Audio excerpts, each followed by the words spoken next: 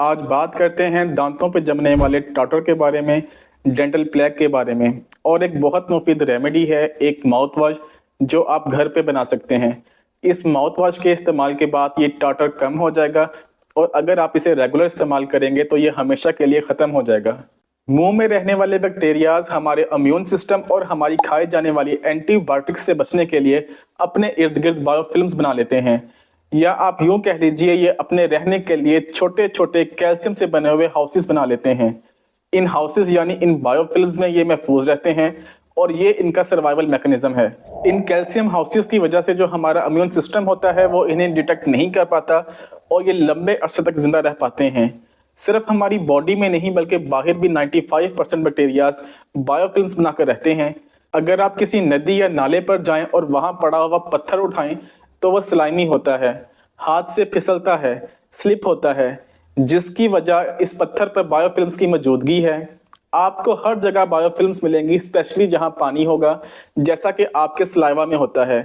इन्हें नरिशमेंट के लिए शुगर और पानी चाहिए होता है। इन बायोफिल्म्स की ओवर अबंडेंस की वजह से यानी इनके ज़्यादा हो जाने से आपके मुंह से स्मेल आती है, मसूड़ों की सोजिश हो जाती है, मसूड़ों से खून आने लगता है। दांतों में ज़्यादा प्लाक जमा होने से आपको डेंटिस्ट के पास जाना पड़ता है, इसे रिमूव करना पड़ता है।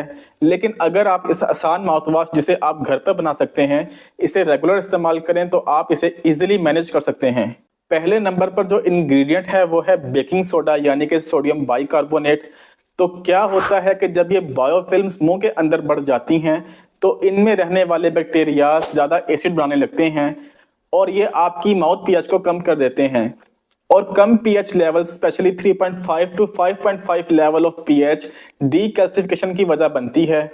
कैल्शियम आपकी हड्डियों में से और दांतों में से निकलकर बॉडी सिस्टम में आने लगती है और फिर ये बैक्टीरियाज इस कैल्शियम को अपनी हाउसिंग के लिए इस्तेमाल करते हैं। दांतों में कैल्शियम की कमी हो जाती है और इस कमी की वजह से दांतों में कैविटीज होने लगती हैं। तो बहुत ज़रूरी है कि मुंह में पीएच लेवल को न्यूट्रल रखा जाए।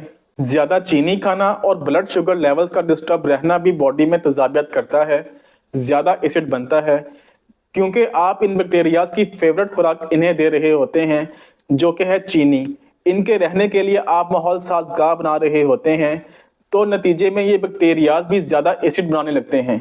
बेकिंग सोडा पीएच को बढ़ाता है, इसे अल्कलाइन बनाता है, इन बैक्टीरियाज की कॉलोनीज को तोड़ता है और आपके सलाइवा के अंदर भी बेकिंग सोडा यानी सोडियम बाइकार्बोनेट होता है। तो ये कहा जा सकता है कि इसका इस्तेमाल वर्चुअली कोई साइड इफेक्ट नहीं रखता। तो 1/4 ऑफ अ टीस्पून, आधे से आधा चाय का चम्मच बेकिंग सोडा लीजिए। और एक और चीज जिसकी आपको जरूरत है वो है 3% हाइड्रोजन पेरोक्साइड। ये वो ब्राउन सोल्यूशन है जो आपको किसी भी फार्मेसी से मिल जाएगा। अगेन ये इन बैक्टीरियल बायोफिल्म्स को खत्म करता है, एंटाई फंगल है, स्पेशली कैंडिडा ईस्ट को खत्म करता है। और जो इंटरेस्टिंग बात है वो ये है कि हाइड्रोजन पेरोक्साइड भी नेचुरली आपके सलाइवा में पाया जाता है। आपके सेल्स ये मेजर कंपाउंड बैक्टीरियाज को मारने के लिए इस्तेमाल करते हैं।